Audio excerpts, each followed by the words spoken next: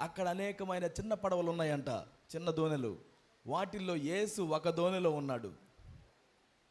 ఇక్కడ చాలా దోణెలు ఉన్నాయి. ఈ దోణిలో యేసు ఏ దోణిలో ఉన్నాడు? గమనించండి, సర్వ సృష్టికి కూడా దేవుడు తోడై ఉన్నాడు. ఆయన కలుగ చేశాడు. ఆయన మాటను బట్టి సమస్తము కూడా ఉద్భవించాయి. మనిషిని దేవుడు సృష్టించాడు తన రూపంలో, తన పోలిక చొప్పున. ఆయన తన చేతులతో, స్వహస్తాలతో మనల్ని సృష్టించాడు. మనందరికీ దేవుడు తోడుగా ఉన్నాడు. దానికి నీ ప్రమేయం ఏం అవసరం లేదు. నువ్వు దేవుడిని నమ్ముతున్నావా, నమ్మడం లేదా, దేవునితో నీతో ఉండడానికి అది సంబంధం లేదు. దేవుడు మనందరికీ తోడుగా ఉన్నాడు. ఈ పాలకొల్లు ప్రాంతంలో ఇక్కడ ఉన్నటువంటి వారితో దేవుడు ఎలా ఉన్నాడో బయట ఉన్న వారితో కూడా దేవుడు అలానే ఉన్నాడు. ఈరోజు ఈ ప్రాంతంలో వర్షం పడితే మీ ఇళ్ళ మీదనే పడుతుందా? అందరి ఇళ్ళ మీద పడుతుంది కదా.